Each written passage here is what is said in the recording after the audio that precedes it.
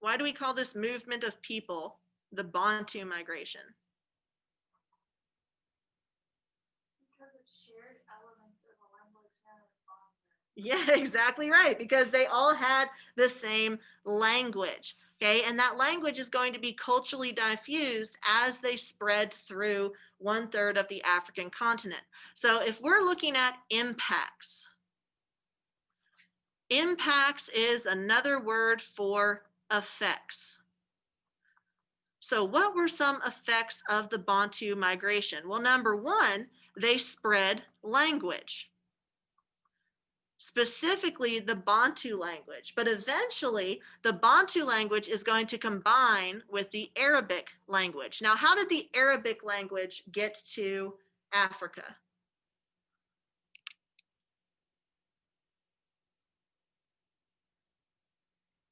Through Islam. Okay, exactly. So Islam spread through trade and conquest. Sorry, my pen is not working.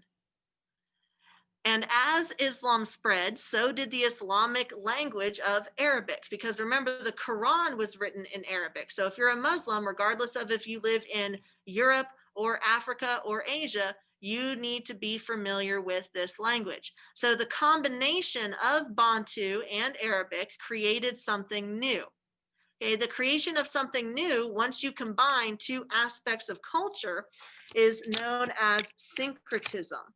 Okay, so it's not just the movement of one thing to another place, it is the creation of something entirely new.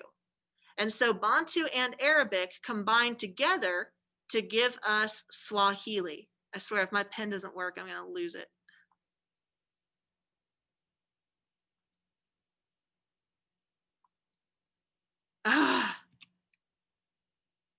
Can't have issues tomorrow when we're not in school. No, it has to happen in the middle of my lecture.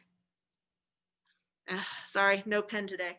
Okay, so Arabic and Bantu are going to combine to synchronize into the new language of Swahili, which is primarily going to be located around the eastern coast of Africa, close to the Indian Ocean lane. So that also ties into diffusion through trade. It's not charged, it's plugged into the computer, so that shouldn't be an issue. Teacher, please excuse this interruption. If anyone is interested in getting a flu shot, we still have the wellness nurses here in the admin conference room till 2:30. If you'd like to stop by and get a flu shot. Thank you. Okay, I'm just gonna restart the PowerPoint. That may be it.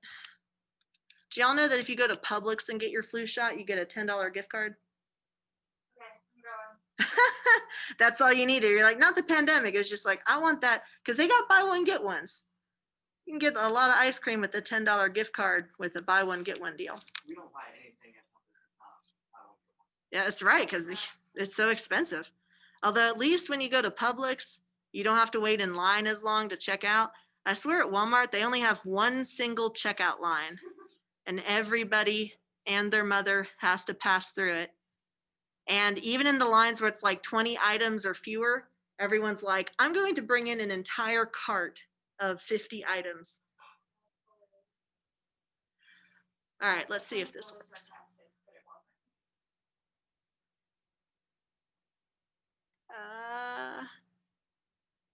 Do we have victory?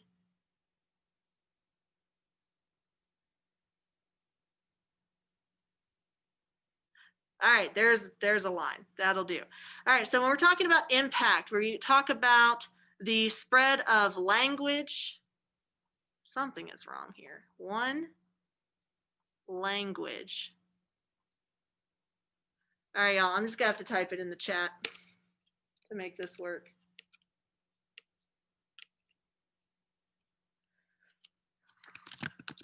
So that is one impact, spread of language.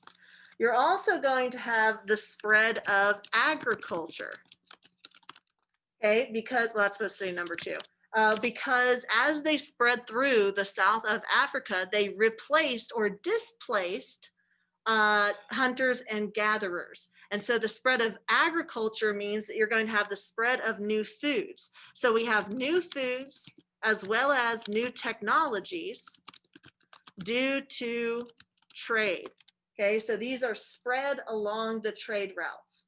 So new food and new technologies. And as you get more food, you get more people, because people tend to live long enough in order to pass along their genetic code. They get old enough to hit puberty because they don't starve to death before that happens. Are there any questions or comments on this slide? Okay, so come on. Again, we see that they migrate from point A to point B. This is not conquest, though. This is migration because it takes such a long time. If it didn't take 400 years, then we might say, okay, they're kind of being like the Mongols, where they're conquering areas and replacing the people there. Okay, so let's read this basic thesis statement and see what historical thinking skill we're addressing, and also what our body paragraphs might be. So the Bantu people were able to displace, absorb, or eliminate hunter-gatherers. To displace somebody means to move them out of your way. Okay, if any of you have siblings, I'm sure that at some point you wanted to sit down and watch TV and they were in your spot, right? It's the perfect spot. It's right under the air conditioning vent. It is within direct line of the TV. It's got a little side table for you to put your drink and your snacks on. And then your little brother, I'm not talking from experience, is sitting in your spot. So what do? You displace them. You pick them up and you yeet them out of your seat. Okay? Because it's okay. They land on their feet, right? That's little brothers. No, wait, cats? Same thing. Okay? So they're able to displace the hunters and gatherers that they come into contact with. If they don't push them out of that territory, they also could bring them into their family. So they come across a group of people who already live there and they're like, hey, why don't you marry my son or marry my daughter and become a part of our tribe? So they could be absorbed into that group and expand the population. Or if worse comes to worse, they could eliminate them. They could kill them until they die to death. Okay, and with their weaponry made of iron, they're going to have a distinct advantage over these hunters and gatherers when it comes to the ability to eliminate them. So when we look at this thesis, okay, this sentence, the Bantu people were able to displace, absorb, or eliminate hunter-gatherers they encountered due to, okay, based on this wording, due to, what historical thinking skill do you think we're addressing?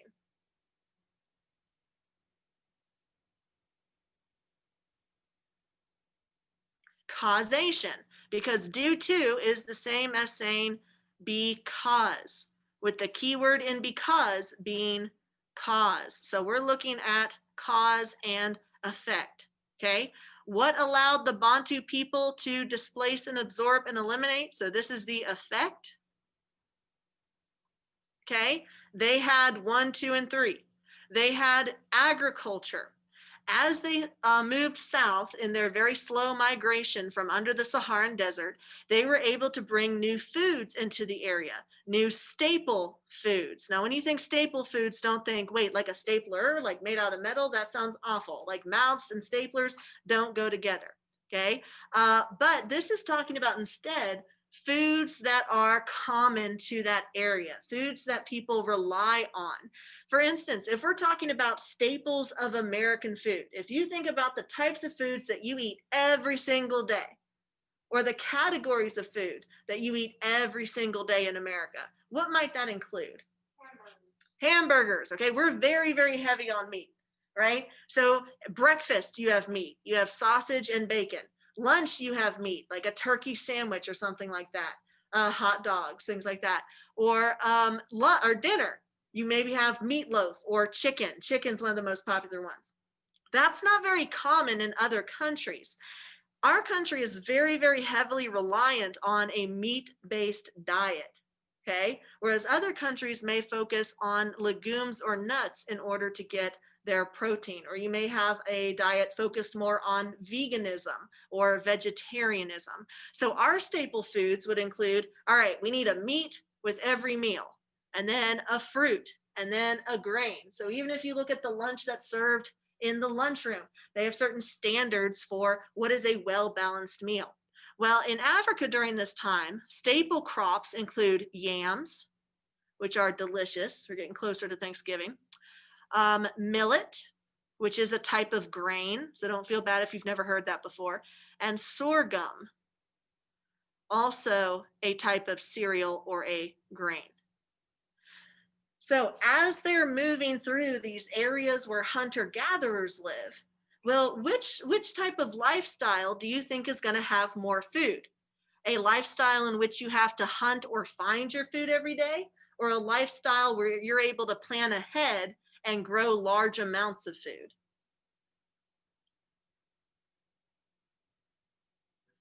The second one, agriculture. Agriculture is going to be a lot more productive in terms of food. So a surplus just means extra. I wish I had a surplus of money. Okay, so having extra food. What does extra food do? It leads to a population boom. Extra food equals extra babies. Okay, so because of these staple crops, because of the transition to agriculture, we're going to see a population boom. Now, these are not the only crops that we need to be aware of, though, during this time in the classical era. We also need to focus on bananas. Now, bananas culturally diffused from Madagascar, which you may know as the island where the funny penguins come from. It's right here. Apparently, they like to move it. So, Indonesian seafarers came from Madagascar to Africa bringing bananas. Okay, so Indonesian, those are from the Spice Islands further east. So Indonesian seafarers, which means that the type of trade we're talking about is maritime trade. So they bring bananas over to the African continent, and this is important, and this is between 300 to 500 BCE, so still context. This is important because bananas are nutrient rich. More nutrients means you live longer. You have enough food to support your population. So that leads to a population boom. Once you have a population boom, more people means you need to grow more food. So more reliance on agriculture. And then also the development of an economy that might be based on agriculture as well as trade. Okay, so when we look at causes and effects, the Bantu people were able to replace the hunter-gatherers. Why? Because of agriculture. Okay, they had a surplus of food. What's our SFI that backs up that claim? Yams, millet, sorghum, bananas from Madagascar. Okay, all of those foods lead to a population boom. So this looks a lot like a body paragraph. So number one is body paragraph 1. Agriculture benefited the Bantu people as they migrated. Second body paragraph, technology. Okay, what technology did they have? Well, number one, they had canoes, and canoes are good for travel as well as trade. But when we talk about canoes as technology, are people jumping into their canoes and then sailing out into the Atlantic Ocean or the Indian Ocean? Yeah, I'm gonna go with no, because I don't know if any of y'all have ever been in a canoe, but it is tiny. Okay, it's really hard to bring months worth of food supplies or water supplies, or even just to stretch your legs out in a canoe. So they're not going to be traveling out into the ocean in this technology, but it is going to be very helpful for traversing these rivers that we see, right, and the lakes that we see. Okay, so it is going to be useful for trade, but more so on the interior. Wait, can y'all hear me? Can virtual kids, are y'all still here? Okay, just making sure. Canoes are going to be useful much more for inland rivers and lakes for travel rather than ocean trade, okay? So travel as well as trade, but not, the big wide oceans. With iron, that's another form of technology. And y'all may think of iron and be like, that's the worst iPod update I've ever seen. Like, no, iron isn't technology. Well, no, actually it is. Back in the day when I first started teaching this course, we had to start in 10,000 BCE. Okay, we were talking about cavemen. You know what kind of technology cavemen had? Fire.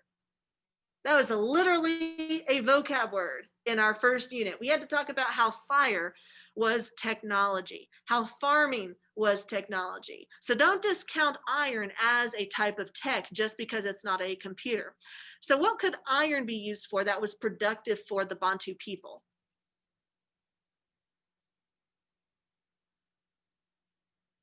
For weapons, good. So iron weapons. That's pretty obvious, right? Like you can hit people with it. Also, with like Rena and Brashana said, tools. So farming. If I took my face-to-face kids out into the soccer field and I said, we're going to make the soccer field into a cornfield, get to work, what are they going to have to do in order to make it productive for growing corn?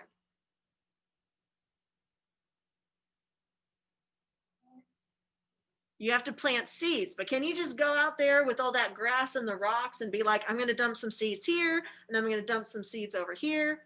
No. First, what do you have to do to the land? You have to plow it. Yeah, you have to till it. And so through tilling, okay, you're going to use technology known as plows. Now, if your plow's made of wood, I don't know if y'all have ever been out into that soccer field, but it's full of rocks. The dirt is just rock hard, okay? If you take a wooden plow to that dirt, you're going to wear through it pretty soon. You're going to break that wooden plow. But if you have one made out of metal, who do you think is going to win in a fight? Metal or dirt? I'm going to put my money on the iron. Okay. And so because of that iron technology, they're able to not only have a military advantage with weapons, but also have an agricultural advantage. It's going to allow them to till more land, to make more land into farmland, which equals more food. Does that make sense so far? Okay, excellent. Then with disease.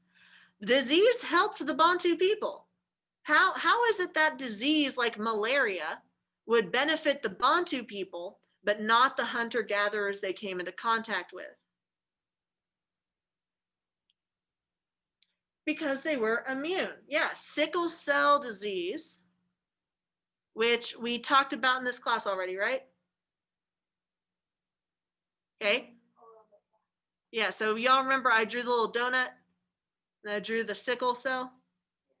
Okay, so sickle cell disease, that's not something that you can catch. Like it's not contagious. Like someone can't cough on you and be like, you've got sickle cell disease, your blood cells are different now.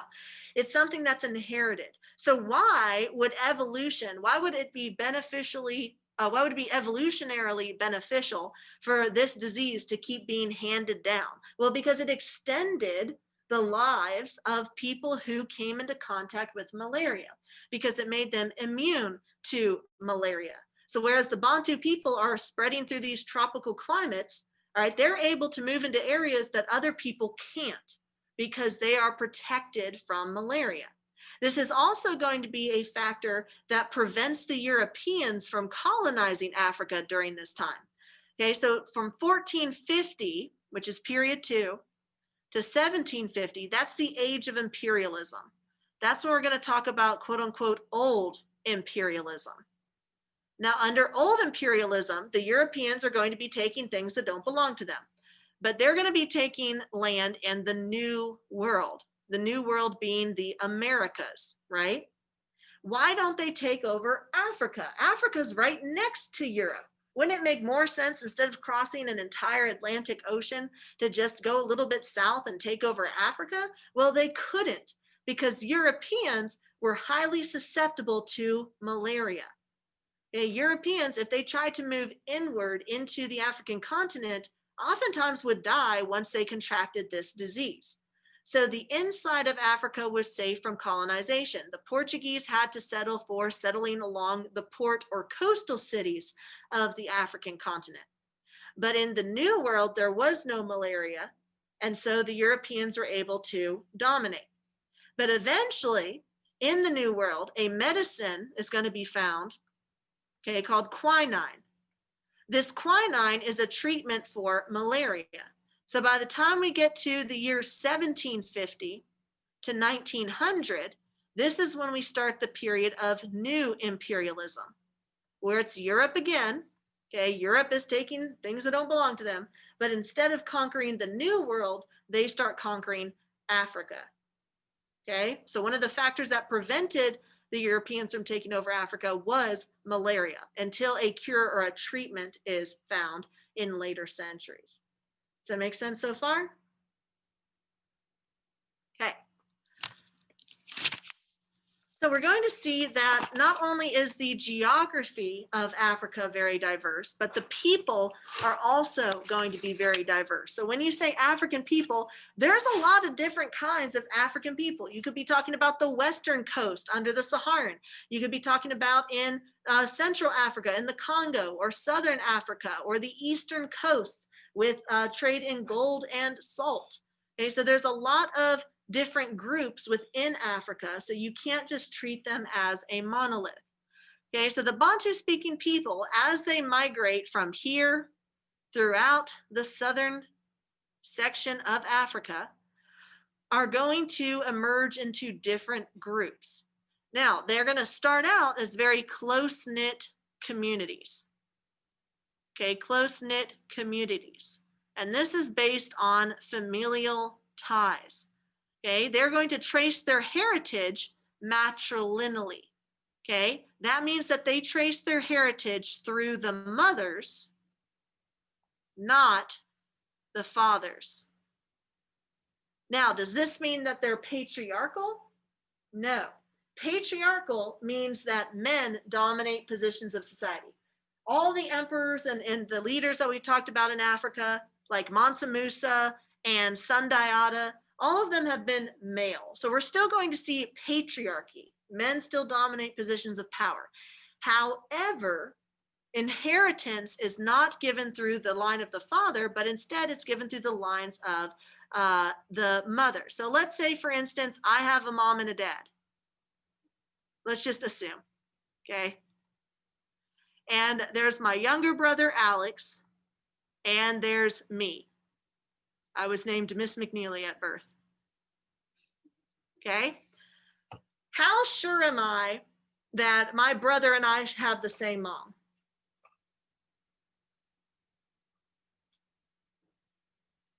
To what extent am I sure that my brother and I have the same mother? Yeah, I'm pretty sure because I have pictures of my mom carrying me, and then I was around when my brother was born. So my mom carried both of us. So I'm pretty sure we share a genetic code. Now, how sure am I that my father is my father? Well, did he carry me for 9 months? No. I mean, I guess I could go on Maury and have a paternity test taken, but they don't have that back in the classical era. So in order to determine like, hey, that your heritage, to see who is it that you're actually related to by blood, you're going to want to trace it through the moms. So let's say my brother has a son. Let's call him Alex Jr. When my brother dies, he wouldn't pass his inheritance down to his son because he can't be 100% sure that's his son because he didn't carry him. It could be like, well, I'm pretty sure my wife didn't cheat on me, but you're never 100% sure. But let's say I had a son. Let's call her McNeely Jr. Because why not? How sure is my brother that that is his nephew, that he is somehow biologically related to McNeely Jr.? You're related to your brother and you had that kid. Exactly. My mom carried me and my brother. There is physical evidence. We don't need science. We just know. Okay. And then I physically carried my son. Okay, assuming that I'm the one who gave birth to him. Okay. And so we're 100% sure that McNeely Jr. is related to my brother. So when my brother died, if we lived in Africa during this time, he wouldn't leave his inheritance to his own son. He would leave it to his nephew, McNeely Jr., because he is 100% sure that his genetic code is carried on through my son. Okay, so that's what it means when it says matrilineal. They trace their heritage through the moms, not through the fathers, which is different from what we see in Europe. In Europe, they focus on primogeniture, which is the eldest son gets everything, right? But this one, it would be the eldest nephew gets everything. Okay, so there's a difference there culturally. You're also going to see that in addition to adopting agriculture, they're going to adopt the practice of pastoralism. Now, the key word in there is pasture. What is pastoralism?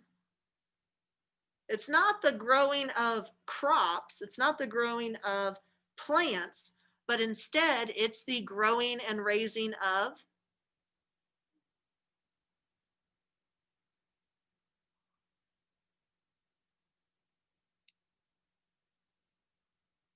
what could you raise in a pasture or on a farm that's not a plant? Yeah, animals like cows and sheep. So the raising of cows and sheep, that's pastoralism. They have a field, but they're not using the field to grow crops. They're using the field to feed their animals. So a combination of agriculture, which is the growing of crops, and pastoralism, which is the practice of raising sheep and cattle. Okay, now by the year 400 to 500 CE, this is where we're going to see the Bantu migration stopped. It started up here, and then it stopped down here. Why did it stop at the southern tip of Africa?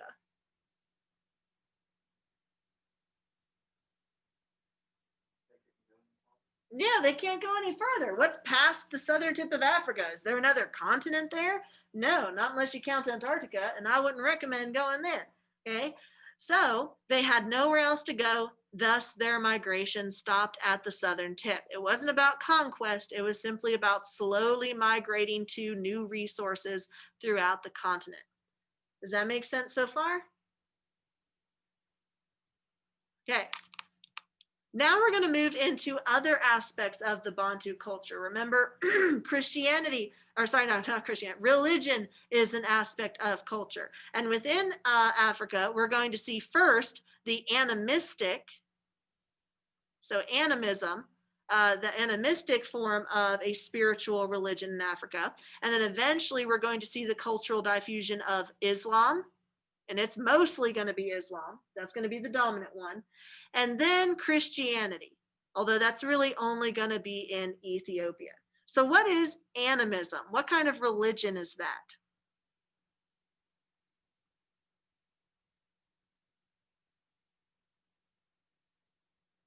What are their gods based on?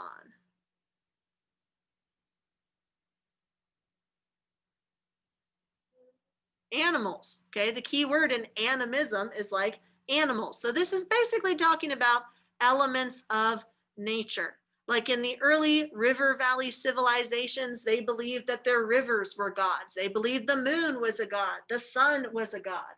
Okay, and so elements of nature are deified, they're worshipped as gods. Okay, and so in animism in Africa, they did believe in a single God, a monotheistic creator God, but that doesn't mean that this was the only spirit active in the world. You also have the spirits of your ancestors, those who had come before you, still walk around on earth. So like ghosts, but not scary. Essentially, people didn't worship this creator God, but instead they sent messages through the spirits. So your ancestors, like your great, great, great, great grandmother, okay, so your really old Meemaw, when she died, she wouldn't go off to another plane or off to heaven or hell. Instead, she would maintain her presence in the world, but as a spirit. And then she could impact the world of the living. So they might help you, like they may like look out for you and prevent bad things from happening, or they might be evil spirits that want to do you harm. And that's what we're going to see with the combination of Christianity and animism in Ethiopia, where yes, they believe in a single creator God, the same God that created Jesus and the world, but they're also going to believe that they're evil spirits. And so they're going to have the practice of amulets to protect them from evil spirits. That's an example of syncretism. They're combining the monotheistic ideas of Christianity with their ideas of ancestor veneration. Now, ancestor veneration is when you respect the people who came before you. Is this the first time we've talked about ancestor veneration in this class? No. Who else practiced ancestor veneration? The Chinese. Okay, so we have a similarity between China and Africa. Both of them practiced ancestor veneration, especially as it relates to, like Ria said, in Confucianism. Okay, so these spirits of your ancestors remain on earth and they play a role in your life. So if any of you have ever watched Black Panther, there's one scene where T'Challa visits the spirit world and he sees a bunch of panthers, and one of those panthers comes towards him and it's his father, and they have a whole discussion. Okay, he goes to him for information, for wisdom. Okay, that ties back to the Bantu religion and their idea of ancestor veneration. Okay, the spirits are there in order to guide you. Now, in terms of the other aspects of their religion, you also have storytelling in terms of passing down said wisdom. So this is a form of spoken literature. Remember that there's a emphasis on the oral tradition, on storytelling, passing down the history of the past to posterity, especially as it comes to the griots, who are figures whose job is to memorize all that history and record all that history mentally and make sure that it's passed on from generation to generation. They're basically walking libraries. In terms of art during this time, the art, as it's used in the religion, is going to focus on representing dead ancestors. And so the masks that we're about to see and the sculptures that we're about to see serve the purpose during these religious practices of representing the dead ancestors, going back once again to ancestor veneration. And then lastly, music is going to play a huge role in worship and ceremony. And some of that music is going to include drums, can't spell today, flutes, horns, okay, and then also the 12-stringed kora, the harp that we have a video of in our lecture series. Are we good on this slide? Okay, Bantu arts. When we talk about the Bantu arts, we're talking about their representation of the ancestors. Okay, so ancestor veneration. These masks are often going to be worn at religious dances and ceremonies, thus symbolizing the presence that the ancestors have on the world of the living. There is a link between the living and the dead. And then rhythmic music is also going to be a part of those ceremonies, especially when it comes to dances. Are we good there? All right, now another aspect of culture we're going to look at is the government. Okay, so the government of an empire is an aspect of culture. So government deals with political structures. Now, early on in the classical era, this is important to note, in the classical era, the African states did not tend to centralize power under one person. So they were decentralized. Okay. This is not like what we see in Eurasian societies. Okay, Eurasian meaning European and Asian. In Europe, we see the feudal system. We see that triangle with a king or an emperor at the top and then a bunch of peasants at the bottom. Same thing in China and Japan. You have the leaders like the shogun or the emperor at the top, and then the nobles or the daimyo, and then the samurai, and then the peasants at the bottom. So a strict hierarchy of people and how they rank in that society. In Africa, early on, you don't see that. Instead, families are going to form kin-based networks. Kin just means family. If you're kin to someone, it means you're related. So basically, these families would govern themselves. They would have a male head of the family, so just like with filial piety in China, who they would choose as their chief. And then there was a group of chiefs, so multiple chiefs together, that would rule over a village or a district. So each family, each group would have their male head of the household, who would be the chief. And then all of these chiefs would meet together, kind of like a parliament or like a congress. But eventually, as these groups or villages increase in size and population, and now what caused the boom in population? Surplus food. So as the population increases, you're going to see the need for a more elaborate hierarchy. So around the year 1000 CE, what you tend to see is a chief with military power. Okay, so chief with military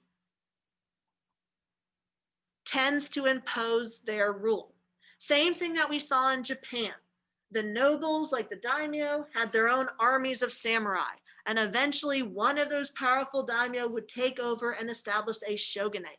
The same thing is happening in this change over time from the classical era into the post-classical era. Whereas before you have groups of men leading a district, eventually one of them asserts their military power, and thus that makes a kingdom.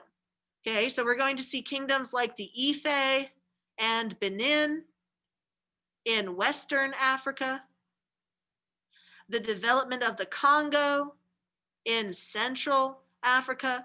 And once you have these political structures and these social hierarchies emerge, you also start seeing a more structured economy.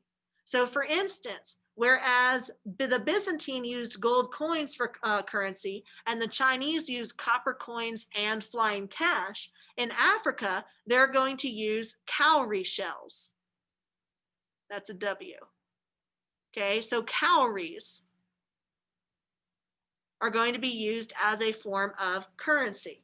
And as you can see, these are going to be a lot more prolific along the coasts of Africa as opposed to inland. In fact, if you look at the modern country of Ghana, one of their pieces of currency still has the cowrie shell preserved on it as a throwback to their history. Okay, so with the rise in population, you get more structured government. With more structured government, that leads to things like currency and controlled economies and kingdoms that emerge. So now we're starting to see the empires of Africa come to power. Does that make sense so far? Congo, yeah, with a K. All right, for the last bit of our lecture, we're going to watch a short clip from Black Panther. So this is what I want y'all to look for when you're watching this clip. I want you to think about the topics that we've covered so far in this lecture and what elements of the Bantu culture you see preserved and you see exemplified in this clip. So if you see something in the clip that reminds you of what we've covered in the lecture, go ahead and throw that in the chat. Oh, I've got to turn the pen off first. Come on now.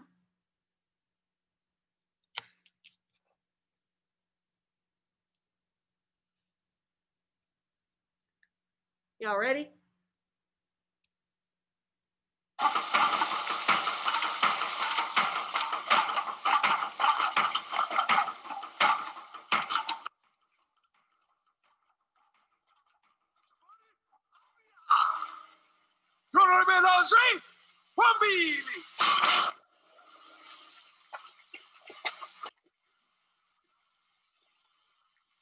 Let the challenge begin.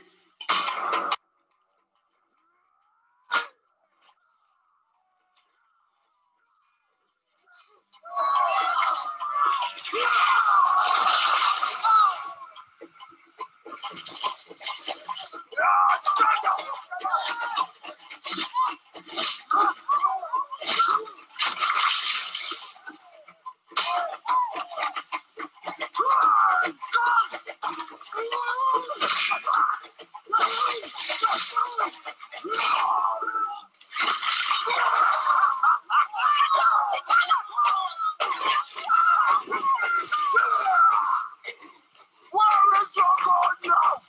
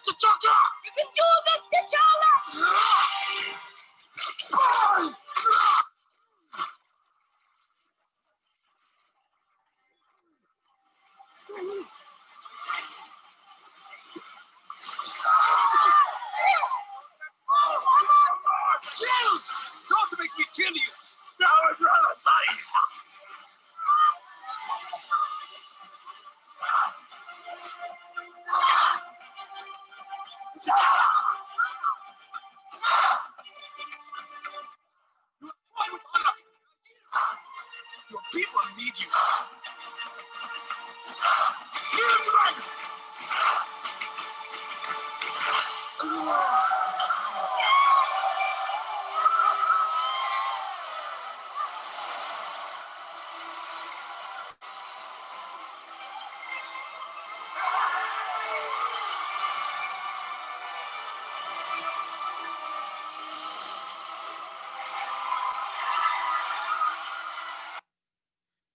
So in terms of the mask that T'Challa was wearing, that represents the panther, which ties back to their family line of the inheritance of the position of being the Black Panther. So even with that mystical garden that they have for the transference of those powers. So like his father before him, T'Challa also took on the mantle of being the Black Panther. He was also the head chief of the entire area of Wakanda. So in terms of the diversity that was represented in this video, you see, especially if you watch the movie, the different groups of people came from different regions within Wakanda.